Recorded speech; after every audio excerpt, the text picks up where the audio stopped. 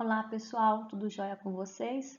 Nesta aula a gente vai tentar entender um pouco melhor sobre o iluminismo, né, o seu conceito, o contexto de onde surgiu o iluminismo e as principais ideias defendidas pelos iluministas. O iluminismo ele foi um conjunto de ideias, um movimento de ideias que surgiu na Europa, né, no finalzinho do século XVII, né, início do século XVIII aí. E os iluministas, né, os membros desse movimento, que eram conhecidos como iluministas, eles propunham que eles deveriam trazer as luzes para a sociedade moderna do século XVIII. E como poderia fazer com que a sociedade chegasse a luzes, ao progresso? Através do uso da razão. Para os iluministas, o período conhecido como Idade Média foi um período das trevas, porque a sociedade europeia daquele período vivia muito mais sobre os dogmas, né, que a Igreja Católica estabelecia do que através da razão. Os iluministas propunham que nós somos seres dotados de razão e isso nos diferencia de qualquer outro ser vivo e que, portanto, deveríamos estar utilizando a razão, né, antes de agirmos, antes de fazermos qualquer ato. Os iluministas, eles combatiam o chamado antigo regime. E aí, nesta imagem aqui para vocês, eu trouxe um aspecto do antigo regime que ainda estava presente na Europa moderna, é a chamada pirâmide social. Durante o antigo regime, a sociedade europeia, né, ela poderia ser dividida em três ordens, sendo o clero e a nobreza ocupando mais o topo dessa pirâmide e os trabalhadores ocupando a base dessa pirâmide. No antigo regime, eram os trabalhadores que estão nessa base aí dessa pirâmide social, que compunham a maioria da população daquela sociedade, e eram eles que, através do seu trabalho, através dos impostos, que sustentavam os privilégios do clero e da nobreza. Então, esse desenho aqui, a pirâmide social, né, que está mostrando como a sociedade europeia era estratificada, né, era muito comum na Idade Medieval. Então, quem já viu sobre a questão do feudalismo, da Idade Medieval, já viu essa pirâmide. Mas nós estamos falando do século XVIII. O século XVIII já houve a transição da Idade Medieval para a Idade Moderna, né? Houve essa transição, né? Mas ainda existiam resquícios da Idade Medieval em algumas sociedades europeias, né? Ainda haviam sociedades europeias em que a população dessa sociedade poderia ser facilmente dividida nessas três ordens. E os iluministas, então, lutavam contra esse resquício do antigo regime em relação à sociedade europeia. Outro resquício do antigo regime que ainda prevalecia na Europa do século XVIII é a questão das monarquias absolutistas. Como vocês já devem saber, monarquia é uma forma de governo em que o rei ou a rainha ele tem um cargo vitalício e hereditário, ou seja, enquanto ele viver, ele provavelmente vai estar naquele poder, né, ocupando aquele cargo, só em casos extremos de sofrer um golpe, mas era muito difícil que isso ocorresse na Europa.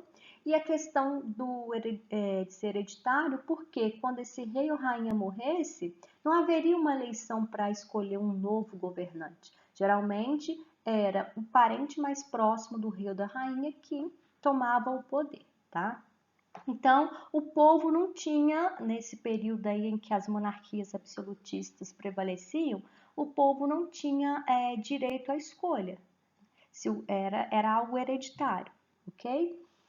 Outra questão das monarquias é que elas eram absolutistas. O que significa absolutista? É a concentração do poder nas mãos de um monarca, de um rei, de uma rainha, né? Os iluministas acreditavam que quando havia esse tipo de governo em que o rei decidia tudo e tudo sozinho, era muito mais fácil de se propagar atitudes arbitrárias, né? Então, o rei ele tinha todo o poder e aí ele poderia, dessa forma, tomar atitudes arbitrárias pensando somente no seu lado. Então, por isso que eles eram contrários a essa ideia de monarquia absolutista. E esses reis, eles permaneceram muito tempo governando dessa forma, utilizando-se inclusive da teoria do direito divino. A teoria do direito divino é uma teoria em que os reis, rainhas afirmavam que a população não poderia, né, manifestar-se contrário a eles, né, não poderiam rebelar-se, porque se ele estava ocupando aquele cargo foi porque Deus quis. Ele foi o escolhido de Deus na terra para estar governando aquele povo. E aí, para nós, no século XXI, ouvir, né, esta fala parece um pouco absurda. A gente deve pensar que boa parte da história europeia é uma história em que a igreja, os valores religiosos se sobressaíam a, por exemplo, a ciência. Né? A ciência ainda não era algo desenvolvido na Europa do século XVIII, né? Pelo menos não era tão desenvolvido. E aí acabava que as pessoas, né, acreditando muito nessa fala, acabavam adotando a ideia de que, Deus quis assim, então devemos conformar-se desta forma. Os iluministas, eles tinham vários princípios defendidos.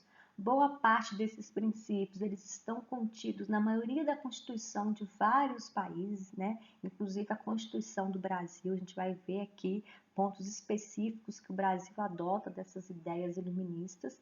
E eu elenquei aqui para vocês alguns princípios defendidos pelos iluministas. O primeiro princípio aí, eu coloquei ele assim em 3 camadas, vamos dizer assim, né? Porque para mim eles andam juntos. Os iluministas defendiam a ciência. A gente conseguiria utilizar-se da razão através dos fatos que a ciência comprova. Para muitos iluministas, as pessoas só devem acreditar naquilo que a ciência comprova como verdadeiro. E aí não tem como falar de ciência sem falar de conhecimento, né? Então os iluministas propunham, por exemplo, a abertura de escolas para que mais pessoas pudessem ir às escolas e aí sim, né, buscar mais conhecimento, se tornarem mais esclarecidos. Desta forma, através do conhecimento, através da ciência, o ser humano utilizaria-se da razão e não da emoção e não do misticismo, daquilo que não é provado pela ciência. E isso faria com que a sociedade chegasse ao progresso, né? Essa era a ideia central dos iluministas, que é uma sociedade de luz, uma sociedade progressista. Neste campo do conhecimento, além de defender a abertura de escolas, né, os iluministas também criaram, o Jean d'Alembert e o Denis Diderot criaram um volume de livros, né, chamado Enciclopédia, que tinha por objetivo reunir todo o conhecimento existente na Europa até então. Para nós, né, hoje em dia, é muito mais tranquilo ir atrás do conhecimento se a gente realmente quiser. A gente vai lá, joga no navegador sobre um tema, um assunto, e vai aparecer lá vários links lá com vídeos, com textos, enfim, que ajuda a gente a entender o conteúdo. Naquele período, o conteúdo, né, ele era registrado, o conhecimento, ele era registrado, né, no papel. Então, é muito mais difícil as pessoas estarem a par do conhecimento até então existente. Então, essa era a ideia dos iluministas. Dessa forma, reunir todo o conhecimento existente em uma coletânea só, as pessoas terão mais acesso a este conhecimento, né? Para que haja um progresso, as pessoas precisam conhecer, entender da ciência, entender de tudo que a ciência comprova como fato verídico. O outro ponto aí, o segundo ponto que eu quero destacar para vocês que os iluministas defendiam é a questão do Estado laico. O que é um Estado laico? É um Estado em que igreja e política são coisas totalmente separadas, né? Muitas vezes, até então, quando o Estado não é laico, há uma religião oficial e o governante ele utiliza-se muitas vezes das questões religiosas para manter-se no poder. Os iluministas, então, eram contrários a essa questão da união de Estado e igreja. Até porque eles falam o seguinte, um Estado, um governante, ele está ali para representar a população pelo qual ele governa, pelo qual ele deveria ser eleito, né? E se ele está ali para isso, tem que entender-se o seguinte, nem todo mundo tem a mesma fé. Então, se eu coloco que, por exemplo, o Brasil tem uma religião oficial, quantos brasileiros vão ser excluídos nessa questão? Porque nem todos os brasileiros, por exemplo, né, trazendo para o Brasil, eles têm a mesma religião, ok? Então, isso é muito importante de ter essa separação entre igreja e Estado. Outro ponto importante, gente, outro princípio, né, é a questão das liberdades. Eu até coloquei aqui em caixa alta. Né? Os iluministas defendiam as liberdades, sejam elas quais forem, a liberdade de ir e vir, a liberdade religiosa, a liberdade de opinião e a liberdade de expressão. Como eu falei para vocês no início da aula, somos seres, né, com milhares de neurônios aí, então nós pensamos diferente, nós nos expressamos diferente, nós temos opiniões diferentes. Então é muito necessário a gente respeitar as opiniões, né, divergentes da nossa. E a questão da expressão, eu vou falar um pouco melhor dela nos próximos slides, tá? O quarto ponto aí que eu coloquei para vocês, defendido pelos iluministas, é a questão da igualdade jurídica, ou seja, para os iluministas, as pessoas devem ser julgadas pelo crime que cometeram, né? E não de acordo com a sua condição social, com a sua origem. Isso era muito comum na Europa que duas pessoas cometeram o mesmo tipo de crimes ou crimes parecidos, mas elas tinham muitas vezes penas diferentes. Por quê? Porque talvez um era de uma origem mais privilegiada e o outro era de uma origem menos privilegiada. Então, os iluministas acreditavam e defendiam a ideia de que nós devemos, né, ser julgados quando cometemos algum ato criminoso de acordo com o crime que fizemos, não de acordo com nossa origem. Tá? Isso está presente, como eu falei, na Constituição do Brasil, em constituições de outros países. Agora, na prática, se isso ainda continua acontecendo ou não, eu vou deixar para vocês pesquisarem e refletirem, beleza? O quinto princípio aí é a questão do contrato como mediador social. Ou seja, para alguns iluministas, nós somos seres pensantes, né? Somos seres divergentes. Nós nunca vamos estar com a mesma opinião, querendo fazer as mesmas coisas, mas como a gente faz para viver sem que haja um conflito? Através das regras. E eu sempre comento muito com meus alunos que por isso a escola tem regra. A escola tem regra porque a sociedade tem regra. E é necessário ter, porque senão vai virar uma confusão, né? Cada um querendo fazer algo diferente. Enfim, então as regras são necessárias para que a sociedade conviva da forma mais pacífica possível, beleza? O sexto princípio defendido pelos iluministas é a questão da maior participação política da sociedade. Ou seja, os iluministas acreditam que não tem essa ideia de que Deus escolheu o governante, por isso a sociedade daquele país, né, tem que concordar com tudo que ele faça. Para os iluministas, quem deve escolher o seu governante é a sociedade, né? E o maior número possível da sociedade, não só pessoas de tais classes, de tais origens, né? Todo cidadão, a partir daí de uma certa idade, deve estar sim, participando da política, até porque o governo escolhido por um país, né, ele tem que ser representativo, ou seja, ele tem que atender os anseios da maioria daquela população, tá? E para os iluministas, inclusive, se aquele governo ele não representa aquela população, ele pode sim ser destituído do cargo, tá? O penúltimo ponto aí que eu quero colocar para vocês sobre os princípios defendidos pelos iluministas é a questão da propriedade privada. Para os iluministas, né, nós podemos sim, devemos ter cada um sua casa, a sua terra para plantar, não sei, pensando aqui, né, nos dias atuais, o seu veículo, a sua empresa, e o Estado tem que resguardar esse direito aí dessa população.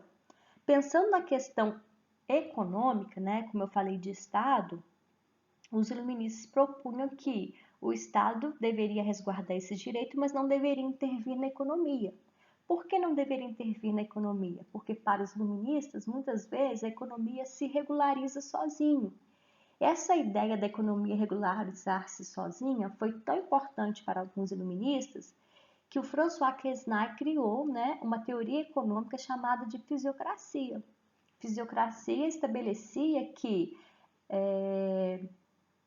o mercado se regulariza sozinho através da lei da oferta e da procura. Então, se um produto ele tende a ter muita oferta dele e pouca procura, o preço dele tende a baixar-se por isso.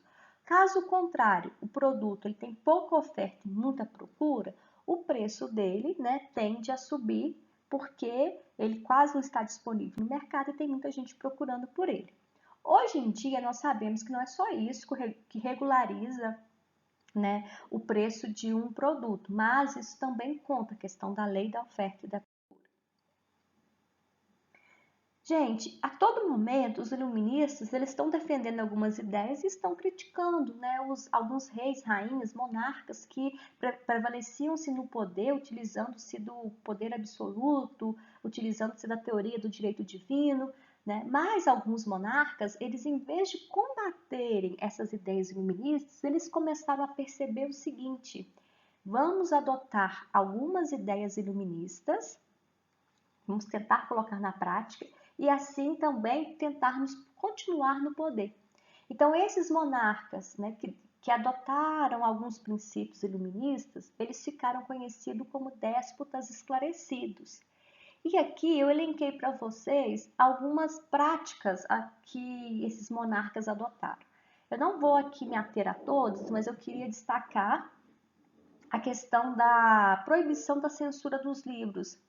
Então, durante boa parte da história europeia, muitos livros eram proibidos, porque tanto a igreja quanto alguns monarcas acreditavam que aquele livro ele era perigoso. É a ideia de que aquele livro traz ideias novas, traz ideias que fazem com que quem leia busque refletir sobre a sua situação e isso pode gerar um certo desconforto para nós, ou até mesmo uma revolta. Mas os déspotas esclarecidos começaram então a parar de censurar alguns livros. E isso é muito importante, né, gente? A gente precisa refletir que se alguns governantes, eles têm medo que a população vá atrás do conhecimento, que ela leia, que ela busque, né, refletir sobre o mundo em que ela vive, é porque sim, o conhecimento, a educação, a leitura tem um poder de transformação. Então não deixem de ler, de procurar conhecer, até mesmo para a gente poder entender o contexto em que vivemos, tá? E outro ponto que eu quero destacar aqui é a questão do incentivo à educação.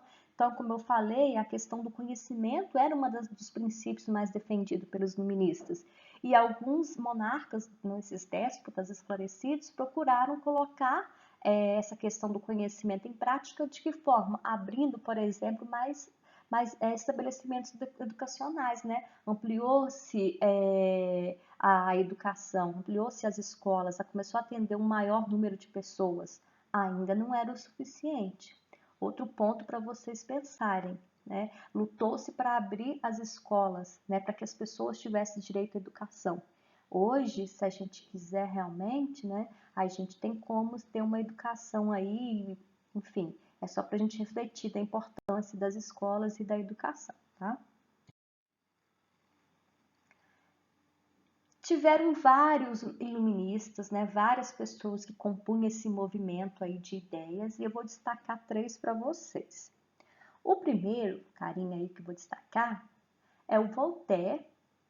Tem uma frase que é atribuída a ele, não se sabe ao certo se foi ele mesmo que falou, mas vai casar muito com a ideia que ele propõe. Ó, a frase é o seguinte: posso não concordar com nenhuma palavra do que você disse, mas defenderei até a morte seu direito de dizê-las, né? Essa frase, ela vem casar com a questão da liberdade de expressão defendida pelo Voltaire. Voltaire fala que a gente precisa ouvir a todas as opiniões, né? Lembrando, gente, que opinião, liberdade de expressão não tem nada a ver com ofensa. Tem gente que utiliza-se desse argumento para ofender o outro, para fazer bullying, né? E a gente tem que ter muito cuidado com isso, porque a minha liberdade termina quando a do outro começa. Mas enfim, é a questão da gente poder ouvir o outro, né? E também expressar nossa opinião, sim, colocar os nossos pontos de vista, mas sem ofender ninguém. Já o Montesquieu, eu trouxe aqui para vocês um princípio que ele colocou, né, na área da política e que muitos países, inclusive o Brasil, adota. Esse princípio aí do Montesquieu é o princípio de que haveria necessidade de um poder fiscalizar o outro. Então, Montesquieu propôs a divisão de 3 poderes. Para ele, precisaria então de ter 3 poderes e um fiscalizando o outro. Quais seriam esses 3 poderes? É o legislativo, o executivo e o judiciário. O legislativo e o executivo, né, nós temos representantes deles tanto na esfera municipal, quanto estadual, quanto federal. Então, por exemplo, no executivo, quem exerce o poder na esfera municipal é o prefeito. Na área estadual é o governador e na área federal é o presidente. Já o legislativo, na área municipal, são os vereadores, na área estadual são os deputados estaduais e na área federal, no caso do Brasil, são os deputados federais e os senadores. O judiciário é composto pelos membros, né, da justiça eleitoral, pelos profissionais da justiça. E mais do que saber, né, que nós adotamos esse princípio do Montesquieu aí, da divisão dos 3 poderes, é a gente também saber de algumas atribuições de cada um desses poderes. Porque muitas vezes a gente tá exigindo algo de um, sei lá, de um vereador, mas que talvez caiba ao judiciário. Ou às vezes a gente está exigindo algo do judiciário, mas que caiba ao executivo. Então a gente precisa também entender a função de cada um desses 3 poderes aí. Então, entre as funções do legislativo está a questão de criar projetos, propor leis para melhorar aquela cidade, aquele estado, aquele país. Já o executivo, ele vai executar essas leis e também vai administrar os negócios públicos, ou seja, é o executivo que vai então administrar, por exemplo, todo o dinheiro que aquela cidade arrecadou, aquele estado, aquele país, né? E aí o executivo ele tem que, além de ser um bom administrador, ser um bom conhecedor das leis, porque nos países já fica estabelecido a porcentagem que cada uma das áreas, né, que o executivo administra deverá ter aí de dinheiro de reserva, tá? O judiciário, gente, é a questão de aplicar as leis, de fiscalizar o executivo e o legislativo, de garantir também os nossos direitos. Por exemplo, Tatiana, enquanto cidadã brasileira, né, ela tem o direito, não sei, de ir e vir, né? Então, se acontece algo comigo sobre essa questão do direito de ir e vir, eu posso sim estar recorrendo ao judiciário para que a pessoa, caso, né, tenha me impedido dessa situação, ela seja julgada perante o judiciário, beleza? E o último iluminista que eu deixei aqui para falar foi o Rousseau. O Rousseau propõe que o Estado ele precisa ser democrático para que haja realmente a garantia de nós cidadãos, enquanto cidadãos de um país, né, que a gente tenha todos esses direitos, assim também como o cumprimento de todos os deveres, precisa de ter um Estado democrático. É através do Estado democrático que é garantido os direitos da gente poder se expressar, da gente poder opinar, da gente poder ter a nossa religião, né, a sua religião, de forma tranquila, sem que haja intolerância religiosa. Então, gente, para finalizar, eu só trouxe essa foto aí, e essa foto, para quem não conhece, é a Praça dos Três Poderes, que fica em Brasília, nossa atual capital, né, capital federal aí do Brasil. Essa Praça dos Três Poderes, ela representa a proposta que o Montesquieu trouxe dos três poderes e que o Brasil adotou. Porque aí na foto a gente vê a sede do Executivo, a sede do Legislativo e a sede do Judiciário no âmbito federal. Tá joia? Então, por hoje é só. Eu agradeço quem ficou comigo até o finalzinho dessa aula. Até mais.